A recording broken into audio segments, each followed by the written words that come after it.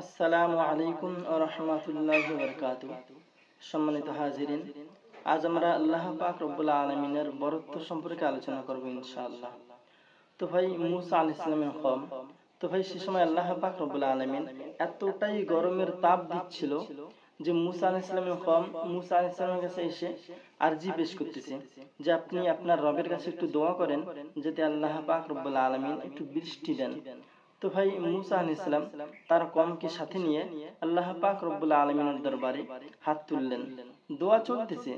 এমন সময় আল্লাহ পাক রব্বুল আলামিন মুসা আলাইহিস সালামকে জানাইতেছে, ও মুসা, তোমার এই দলের ভিতরে যাদেরকে নিয়ে মোনাজাত শুরু করেছো, এই দলের ভিতরে এমন এক ব্যক্তি আছে যে আজ 40 বছর যাবত সে আমার আমল ইবাদত বন্দেগী করে না, সে শুধু আমার নাফরমানি করে।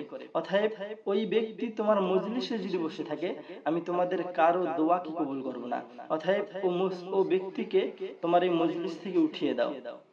তো ভাই মুসা আলাইহিস সালাম এবারে কওমের মধ্যে আওয়াজ লাগালেন যে তোমাদের মধ্যে এমন কোন ব্যক্তি আছে যে 40 বছর ধরে আমার রবের ইবাদত করো না, যাও ওঠো, তোমার জন্য আজকে বৃষ্টি হইতেছে না। তো ভাই ওই ব্যক্তি বড় টেনশনে পড়ে গেলেন, আজকে এতগুলো মানুষের সামনে সে যদি ওঠে বা হালাতটা এরকম পেশ হবে যে না, এই ব্যক্তি সেই ব্যক্তি যে 40 বছর যাবত আমার রবের ইবাদত করে না। সে চিন্তার মধ্যে পড়ে গেল।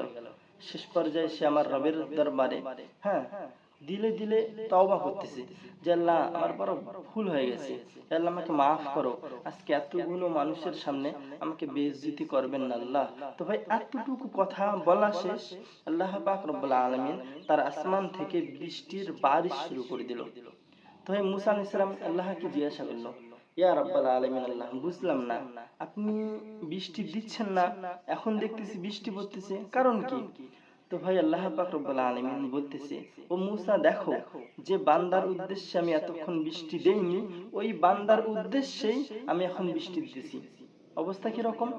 যে দেখো, এতক্ষণ ওই বান্দা সে নাফরমানি ছিল, কিন্তু একটু আগে তওবা করেছে, ওর খালিস এ তওবার উদ্দেশ্যে আমি এর উদ্দেশ্যে সাথে সাথে বৃষ্টি দেওয়া শুরু করেছি। তো ভাই এবারে মুসা আলাইহিস সালাম আল্লাহকে জিজ্ঞাসা করতেছে যে রব, ওই ব্যক্তি কে, একটু বলেন আমাকে। তো ভাই দেখেন আমাদের রব কি রকম, বলতেছে কি, ও মুসা, সে যখন নাফরমান ছিল তাতেও আমি তোমাকে জানাইনি যে আমার অমুক ব্যক্তি, আমার অমুক বান্দা, এখন তো সে তওবা করেছে, আমি এখন তোমাকে জানাবো যে আমার ওই ব্যক্তি? না মুসা, না, আমি অবশ্যই জানাবো না। তো ভাই ওই ব্যক্তি একটু চিন্তা করে দেখেন, সে তো তার সম্মান বাঁচানোর উদ্দেশ্যে সে তওবা করেছে। এই তওবা আল্লাহ কবুল করে নিয়ে তাকে যদি পাক ও পবিত্র বানিয়ে দেয়, তো আশা রাখি আল্লাহ পাক রব্বুল আলামিন আমাদের প্রত্যেককে মাফ করবে। অতএব আল্লাহর কাছে আমরা সকলেই হাত তুলি, আল্লাহ পাক রব্বুল আলামিন যেন আমাদের দোয়াকে কবুল করে নেন।